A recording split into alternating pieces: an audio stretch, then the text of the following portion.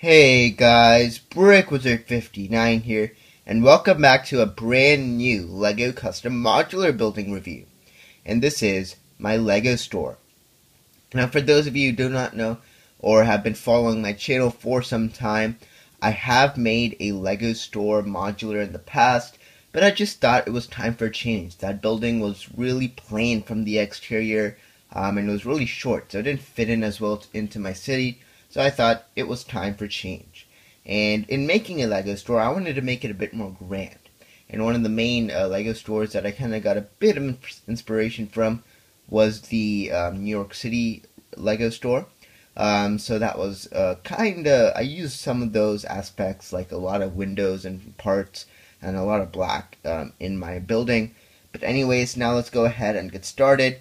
Now with this modular, I wanted to again make something more unique in the city that once again was kind of tall and kind of fit in with some of my other modulars. So I did actually make a non-rectangular building somewhat.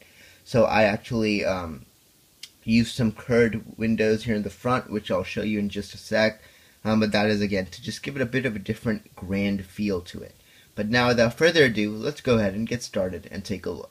Alright, so let's go ahead and start off here in the front view. Now, basically, I wanted to have a lot of light come into this building. So there are a ton of windows on all four sides. But basically, as we take a look, the way I did this was I, of course, had just regular window panels on the sides. In the middle, it's kind of like sticking out. So what you see here, we have these curved windows, which kind of like come out of the regular window panels here. And they come out to the front door. I just really like that kind of curved look. It kind of gives it a bit of a nice, elegant feel to it. But as we take a look here on the very front, what you could see is we, of course, have the LEGO store logo on the front. And it's in yellow, and I think that's a pretty good color. It's nice and large, kind of popping out. We, of course, have our two double doors on the front, leading to the interior. And then I also have a cool display here of a LEGO Micro TIE Fighter. I know it's a bit tough to see, so you'll get a better look when we take a look at the interior. And then, of course, you have your super awesome red LEGO brick on this side. But now, let's quickly move and take a look at the sides. I wanted to save as much brick as possible, so in places where it wouldn't be seen, I ended up adding some white or gray bricks, and I think that looks pretty good. But again, that is where the shelving is, so it's pretty much covered up for the most part. Let's go ahead and take a look here at the back. And once again, the back and sides are all going to be covered up by other buildings, so you won't be really seeing them. But as we take a look here in the back, I had to use because I did have a limit on brick. This is actually the plating from the pick-a-brick wall. Then we have some more windows on the sides. Take a look at the other side. Once again, just use some random gray brick, which will be covered up by the shelving, and then two more windows. And now we're back to the front. So now let's go ahead and take a look inside. Alright, so to access this building, like all LEGO modular buildings, the roof just pops off like so. And it's super plain, nothing much on it. But here we have a look at the interior. So once again, the roof just has a couple of those plates all around, which it just is put on top of, such that it actually sticks to it, but is easy enough to remove. And yes, I did actually end up leaving the plates on here in the very front, because there are no tiles that are in a curved piece, so I can't really make this part modular. But now let's go ahead and take a look inside. Alright, so this is going to be a bit more of a challenging task, so I'll try to get as many good angles as I possibly can. But once again, here we have a look at the front two doors. We have our red LEGO brick, and then our super awesome Micro TIE Fighter here, and that is on display right there. But now, let's go ahead and take a look. So, basically, the interior, we have, as we take a bit of a spin around, two areas of shelves, one over there and one over there, and then we have our pick-a-brick wall, and then checkout counter in the very front. You have another LEGO shelf once again over there, Then in terms of the interior, we also have a table here. This is like where some of the other sets are located. Another Lego display. And this is your build of minifigure wall station right here. But now let's go ahead and take a closer look. Alright, so first off, let's go ahead and just take a quick look at the shelving. Now, the way, if you've been to Lego stores, what you know is that they have a pretty interesting way of making their shelving. So they just have regular shelves, but then in the middle they have these small Lego brick, Technic like bricks, which actually, and each hole is actually supposed to represent a window in which there is a Lego display. So I kind of did that here, and I think it looks really, really good. And if you did so, basically, because this is my Lego store, the cool part is we sell not only new, but we also sell retired Lego sets, and that's kind of what you're going to be seeing throughout this building. So in terms of themes, we have pretty much all the big themes, so let's go ahead and start off. Just to quickly point out, this area right here is where you have your collectible minifigures in.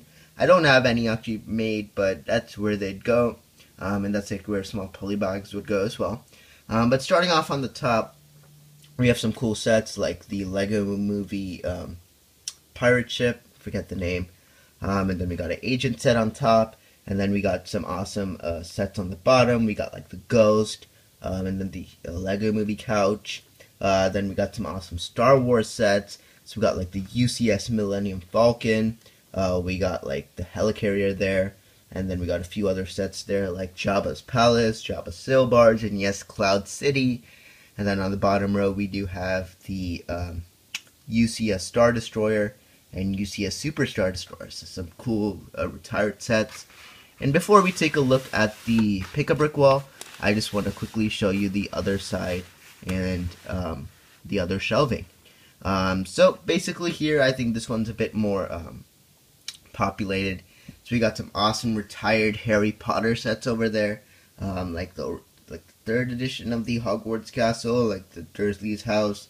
We got some awesome Indiana Jones sets over there. And then we got some modulars and like Lego City sets.